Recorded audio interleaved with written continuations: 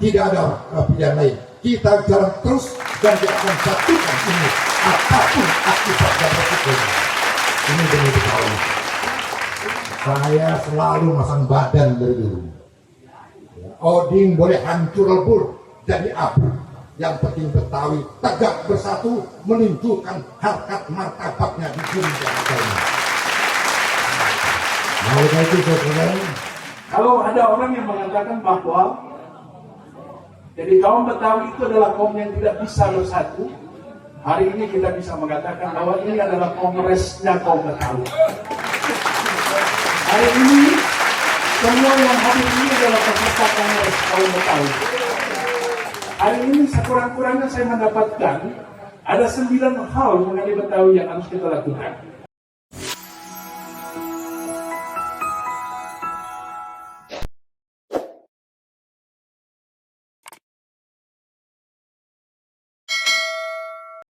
Assalamualaikum warahmatullahi wabarakatuh. Bismillah, alhamdulillah, wassalatu wassalamu ala rasulillah Sayyidina Muhammad ibn Abdillah wa ala alihi wa sahbihi wa man tabi'ahu wa nasarahu wa wala. Amma ba'du. Yang kita hormati, kita cintai, dan tentu menjadi kebanggaan orang Betawi, Pak Dr. Edi Marzuki Nalapraya. Tepuk tangan. Yang saya hormati abang sayang Bang Profesor Haji Delami Firdaus, orang yang paling aktif kemudian konsisten menjalankan konstitusinya sebagai Dewan Perwakilan Daerah Republik Indonesia untuk putusan Betawi Jakarta. Beliau keliling terus, kemudian mengkonsepsikan bagaimana rumusan ketika Jakarta tidak lagi sebagai ibu kota.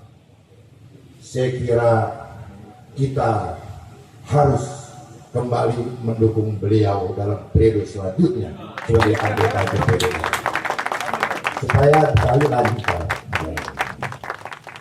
dan keturunannya bagus, jelas. Kalau aneh keturunan Ustadznya Gunung Haji, ini kiai besar. Ormas Betawi ini bukan sekedar ormas, dia lembaga adat di tanah Betawi. Jadi harus dikeluarkan dari ormas undang-undangnya. Kenapa? Majelis Wali Nangru Darussalam itu pengurus, tapi ada 7 tua Aceh di atasnya. Majelis Rakyat Papua ada pengurusnya, tapi ada ketua-ketua adat di atasnya. Itu satu kesatuan yang tidak bisa dipisahkan sebagai masyarakat adat. Di tanah Betawi ada Majelis Adat Betawi, ada Badan Musyawarah Betawi di dalamnya, satu kesatuan. Nggak bisa dia dikatakan sekedar ormas, tidak bisa. Nah, hadirin sekalian, saya ingin sampaikan sedikit saja bahwa ada satu ayat di dalam Al-Quran yang mengatakan wal tanzur nafsun ma qaddamat liqad. Beberapa ahli tafsir mengatakan bukan hanya ingatlah apa yang pernah kita lakukan sebelumnya, tapi banyak juga ahli tafsir mengatakan wal tanzur nafsun ma qaddamat liqad, itu perhatikanlah sejarahmu karena itulah masa depanmu. Kalau kita nggak ngerti sejarah kita kehilangan masa depan. Betawi telah kehilangan sejarahnya 331 tahun. Jadi wajar kalau kemudian jalan kita juga tersiok-siok selama ini. Kita lupa terhadap eksistensi sejatinya orang Betawi. Hari ini kita akan gali sejarah itu. Dari beberapa ahli sejarah dikatakan Betawi ini telah ada di Jakarta ini. Ada yang bilang 2000 tahun sebelum Masehi, ada yang bilang 5000 tahun sebelum Masehi, ada yang mengatakan 9000 tahun sebelum Masehi. Situs-situsnya lengkap, bukti-bukti sejarahnya lengkap. kita telah ada ribuan tahun sebelum Masehi. Orang Betawi, walaupun dia salah satu ras Melayu Mongoloid, saya udah banyak baca buku soal itu. Apakah itu soal budayanya, apakah itu soal sejarahnya. Saya baca Siksa Kandang Karesian Bujang Gamani tentang Betawi. Saya baca di karangan Wan Sakerta Surawisesa tentang Jakarta. Saya baca tentang Babak Tanah Jawi juga tentang Jakarta. Saya juga dialog dengan sejarawan kerajaan Johor. Saya juga dialog dengan ahli sejarah kerajaan Riolingga. Jadi pernah Betawi dinamakan Pathan Mubina. Betawi pernah dikatakan Betawi Darul Aman, pernah dikatakan Betawi Darul Mashhur. Jadi ini membuktikan bahwa sejarah tanah Betawi ini penuh dengan karomah. Kita punya sohibul wilayah, kita punya sohibul bait, kita punya sohibul makom. Kenapa Betawi masih ada? Saya yakin sohibul wilayah, sohibul makom selalu memayungi perjalanan orang-orang Betawi di Jakarta. Nah, oleh karena itu, apa yang harus kita lakukan ke depan? Tidak ada lain. Kita harus kompak, harus tegas. Tidak ada lagi alternatif lain. Jangan biarkan Betawi ini dipecah belah oleh pihak manapun yang tidak bertanggung jawab. Oleh karena itu, saya berupaya untuk menyatukan kedua bangus ini. Kita berdialog panjang lebar dengan gubernur. Saya berdialog meminta izin sama Pak Edi Marjuki Nalapraya. Saya juga berdialog dengan Haji Nuri. Saya juga berdialog dengan Bang Haji Profesor Jailani Firdaus. Semuanya setuju. Tidak ada pilihan lain. Kita jalan terus dan kita akan satukan ini apapun akibat dan resikonya. Ini demi Betawi. Saya selalu masang badan dari dulu. Oding boleh hancur lebur jadi abu. Yang penting Betawi tegak bersatu menunjukkan harkat martabatnya di bumi Jakarta ini. Nah, oleh itu saudara, kita ingin adanya satu majelis adat. Kita ingin adanya satu kepengurusan yang melaksanakan kebijakan majelis adat. Dan itulah kira-kira. Kenapa? Kita sudah punya perda. Kita udah capek ini berjuang tersiok-siok menjadikan perda. Perda ada 3, ada perda tentang budaya Betawi, ada perda, ada pergubnya sebagai pelaksanaan budaya itu, ada perda tentang ikon Betawi. Kita sudah bikin itu. Dan dengan adanya perda ini sejak tanggal 18 Agustus 2015 secara konstitusi, secara resmi sah Betawi diakui sebagai putra asli Betawi di Jakarta ini. Jadi mau apa lagi? Mau kita bawa kemana Betawi ini? Hanya satu jawabannya. Roh orang Betawi hanya ada di dalam tubuhnya putra-putra asli Betawi. Hanya ada. Tidak ada roh itu di tempat lain. Jangan menjual idealisme Betawi hanya untuk kepentingan sesaat. Nggak boleh. Jadi inilah kira-kira bagaimana tahapan-tahapan kita memperjuangkan orang Betawi dan budayanya di Jakarta. Terima kasih. Saya walaupun usia udah begini tetap aja pikiran itu bagaimana mempersatukan Betawi, bagaimana Betawi sudah menjadi tuan di ruangnya sendiri. Yang kita tahu sekarang juga kan situasi Betawi di Jakarta masih perlu kita latihan lagi. Namun demikian sebetulnya contoh aja, saya kasih contoh ya. Saya pendiri Bamus Betawi. Saya pendiri. Karena saya udah jenderal. Kalau saya mau jadi ketua pertama bisa nggak? Tapi enggak. Saya serahkan ke Pak FNI justru. Saya itu hanya mendorong, bukan memimpin. Nggak ada urusan, mendorong. Jadi saya tidak jadi ketua, tapi saya serahkan ke Pak FNI itu kemudian berganti kepada sangat penghadir. Itulah sifat saya, bukan mau menjadi pimpin dari bagaimana organisasi berjalan dengan baik. Jadi dalam silaturahmi seperti ini barangkali marilah kita mengerti bagaimana kita sebagai tuan rumah di Betawi, apalagi nanti kalau kita sudah tidak jadi ibu kota, perlu kita perjuangkan bersama kayak di Aceh, kayak di Papua.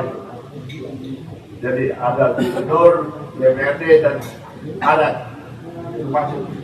Jadi dalam membangun itu bukan hanya DPRD, karena DPRD Betawi menjadi pemujari kali ya. Jadi aspirasi dari Betawi minta keamanan itu dalam program pemerintahan. Jadi saya minta maaf kalau hari ini undangan kemarin memang waktunya sangat tidak menguntungkan bagi mereka yang bekerja. Namun demikian kehadiran Anda saya hargai dan saya hargai sekali. Mudah-mudahan dalam pertemuan ini Betawi nama Betawi semakin dan maju lagi. Karena bagaimanapun orang Betawi itu bisa jadi panutan di kota ini. Abang-abang, tokoh sekalian yang saya hormati, pertama tentu saya sangat bersyukur bisa hadir. Yang kedua, kali ini satu hal yang sangat luar biasa kita bisa bersilaturahim dan mendengar apa yang disampaikan oleh para pembicara tadi, khusus dari Bang Oding. Hanya ini saya mengingatkan kita semua bahwa kesempatan itu nggak datang dua kali. Kita lalai dalam kesempatan ini, insya Allah kita nggak akan jadi apa-apa. Jakarta ini akan menjadi daerah biasa saja, bukan daerah khusus seperti Aceh atau Papua. Ini semuanya ada di tangan kita. Mau nggak kita pindah bermartabat, lebih bermartabat lagi, sebagaimana sahabat-sahabat teman-teman kita di Aceh maupun di Papua. Jadi alhamdulillah mendengar dari Bang Oding tadi bahwa sudah masuk di dalam prolegnas, insya Allah. Dan saya juga semua kita harus tetap bersemangat. Jakarta ke depan ini dengan fungsinya Trisula tadi yang baru disampaikan, di mana gubernur, pemerintahan DPRD dan Majelis Adat, yakin insya Allah kalau kita bersatu kita bisa menjadi seperti itu, seperti Aceh, Papua dan Betawi. Mudah-mudahan kita semua ini bisa bersama-sama saling menguatkan satu sama lain. Semuanya win-win solution. Nggak ada kita ingin mengesampingkan organisasi satu menguatkan, kita sama-sama semua. Jadi insya Allah mudah-mudahan kalau kita berpikir sama-sama dengan jiwa yang sehat, dengan husnuzon, dan kita ingin niat kita adalah ibadah tentunya. Karena ini akan menjadi amal ibadah kita untuk terus yang menjadi pahala yang akan memperberat dari amal soleh kita nanti di yaumil akhir. Tapi sebagai orang Betawi, tentunya kan kita juga tidak bisa tinggal diam. Melihat perkembangan dinamika saat ini, juga melihat perkembangan adanya rencana, karena ini masih belum final masalah Undang-Undang Nomor 3, Undang-Undang Ibu Kota Negara. Ini kalau nggak salah secara hukum kan masih berjalan di Mahkamah Konstitusi, jadi belum final. Tapi dalam rangka mensikapi itu, kita Betawi berpikir jauh sebelumnya, antisipasi. Ini kalau ibu kota sampai pindah di Betawi gimana? Ya, paling enggak ini Betawi sesuai dengan Undang-Undang Kearifan Lokal dan amanah dari pasal 18 ayat 12 Undang-Undang Dasar 45, ini harus punya kekuatan, punya marwah, dan untuk itu perlu ada satu kekompakan dan kesepahaman yang mungkin dengan meningkatkan dialog silaturahim. Seperti contoh, ya di Aceh, itu di Aceh ada yang dikenal dengan Wali Nangro Aceh. Ya, kalau kita mungkin di sini kan masih berbentuk Bang Jepi, Majelis Adat Bamus Betawi, Majelis Adat yang di Bamus suku Betawi. Tapi kalau kembali ke aspek legalitas, bicara Bamus Betawi, bicara Bamus suku Betawi, itu ormas. Ya, sedangkan kita sekarang perlu peningkatan. Kita perlu lembaga adat Betawi. Nah, nanti tinggal solusinya gimana? Karena biar gimana Bamus dengan Bamus Betawi punya aspek legalitas, ya. Dua-dua punya SK Menkumham. Jadi emang sebaiknya gak usah dikutak-kutik lah Bang Isan ya. Silakan berjalan masing-masing sesuai dengan tupoksinya. Tapi yang terpenting tetap terjalin hubungan silaturahim. Boleh dibilang karena beda rumah, beda kendaraan Bang Ajoding, masing-masing jalan bentur-benturan, jangan apalagi kalau tabrakan. Nah, menyatu gitu. Nah kalau saya tadi berpikir itu mengacu kepada undang-undang Nangro Aceh. Jadi ada wali Nangro Aceh. Jadi saya rasa inilah yang singkat saya sampaikan. Jadi kalau ada orang yang mengatakan bahwa Betawi itu adalah masa lalu, hari ini kita menjawab. Jadi kaum Betawi adalah bukan masa lalu, melainkan masa depan. 600 tahun yang lalu. Jadi kalau Haji Oding tadi mengatakan ada Sang Hyang Siksa Kanda Inkaresian, ada Dharma Siksa Kandang dan sebagainya. Satu hal juga yang jangan dilupakan Bang Oding. Jadi pemikir-pemikir Mesir, pemikir-pemikir dari Persia mengingatkan kepada kita bahwa ada sebuah bangsa, lalu bangsa itu melebihi kemampuannya dibandingkan dengan bangsa Yahudi. Nah bangsa itu, dan bangsa itu disebut Al-Fatawi. Sehingga ketika kita mengatakan bahwa diri kita adalah Betawi, maka Betawi itu adalah bukan sesuatu yang terbelakang, melainkan sesuatu yang selalu hidup berkembang dengan zaman. Kemudian hari ini kita juga mendapatkan sebuah pelajaran yang sangat luar biasa bahwa kalau ada orang yang mengatakan bahwa jadi kaum Betawi itu adalah kaum yang tidak bisa bersatu, hari ini kita bisa mengatakan bahwa ini adalah kongresnya kaum Betawi. Hari ini semua yang hadir ini adalah peserta kongres kaum Betawi. Hari ini sekurang-kurangnya saya mendapatkan ada 9 hal mengenai Betawi yang harus kita lakukan. Yang pertama adalah menjadi ibu kota atau tidak menjadi ibu kota, maka kaum Betawi adalah kaum merupakan tuan rumah di tanahnya sendiri. Yang kedua, hari ini kita mendapatkan sebuah pemikiran yang sangat luar biasa bahwa kaum Betawi itu adalah mereka yang memegang teguh prinsip mengenai tauhid, sehingga semua kita terikat oleh apa yang dikatakan oleh Allah, yaitu innamal mu'minuna ikhwah. Semua kita adalah bersaudara. Yang muda menghormati yang tua menghormati yang lebih tua, yang lebih tua menghormati Rasulullah, yang selanjutnya adalah mengikuti semua apa yang disampaikan oleh Allah Subhanahu wa taala. Hari ini kita juga mendapatkan sebuah pelajaran yang sangat luar biasa. Jadi kaum Betawi itu bukan pecundang. Oleh karena itu, seluruh kaum Betawi sesungguhnya adalah jawara. Jawara yang seperti apa? Jadi orang tua kita mengingatkan ada sebuah organisasi silat namanya Putra Betawi.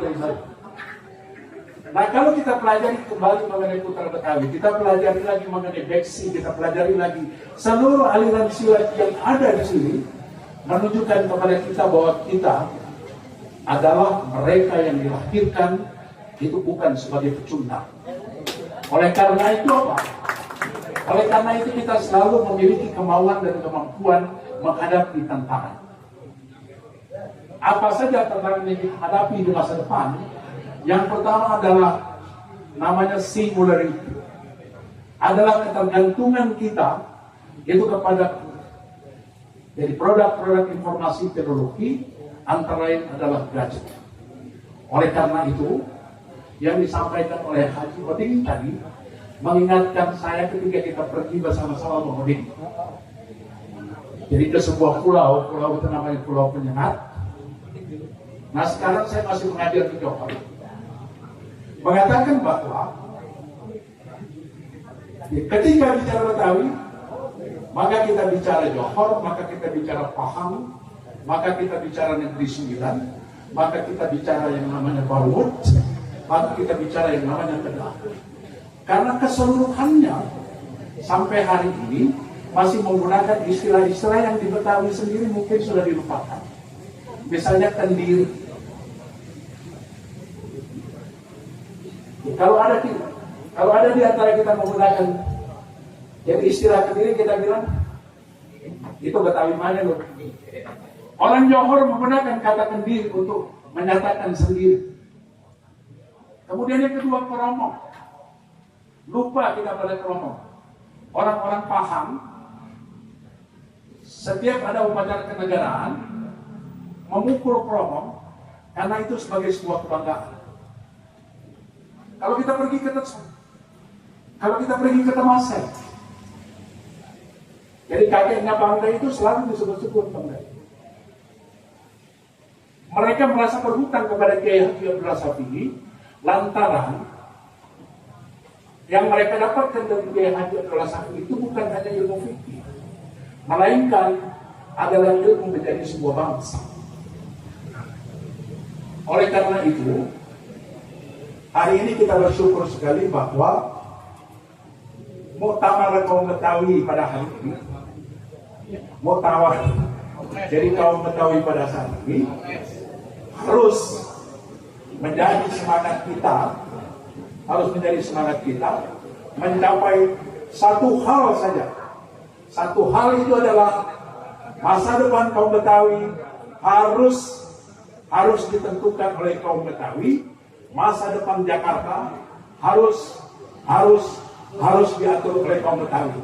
Maka billahi sabil haq. Wassalamualaikum warahmatullahi wabarakatuh. Kita berharap Bang Dai dengan para anggota parlemen kita bisa memperjuangkan, karena ini adanya di parlemen, bukan di warung kopi. Oleh karena itu langkah-langkah yang sudah dilakukan oleh para tokoh-tokoh kita, mengumpulkan berbagai macam informasi, saran dan masukan yang dilakukan oleh Bang Musni dan kawan-kawan, lobby-lobby terkait dengan masuk ke DPR, dan kita berharap Bang Dai mewarnai di parlemen supaya dikawal ini paling tidak terkait dengan majelis adat kaum Betawi ini mesti ada. Sebab kalau itu tidak ada dalam undang-undang, cantelannya kita ke bawah agak repot, sehingga nanti cerita Bang Dua ini berulang lagi di birokrasi agak susah dan tapi kalau ada undang-undang kita ngambeknya lebih kuat. Jadi intinya kalau baru cuman bisik-bisik, saya yakin semua buktinya prakteknya Pemda DKI hari ini hanya ingin menerima Bamus Betawi Islam. Itu aja kuncinya tuh. Itu yang sepakat kita sama-sama dulu. Habis itu baru kita nyusun program deh. Mau bagaimana kayak kita panjang deh semuanya. Saya cuma ingin kehadiran di sini hanya ingin mendorong bagaimana kesuksesan Bang Dai sebagai juru damai di tengah-tengah fasilitator sukses Bang Dai. Jadi saya akan dorong itu aja supaya semuanya selesai dengan selamat, dan memang pasti ada bunga-bunga yang tidak setuju dan apa itu biasa. Tapi ntar juga akan ikut sendiri. Bismillahirrahmanirrahim. Assalamualaikum warahmatullahi wabarakatuh. Assalamualaikum warahmatullahi wabarakatuh.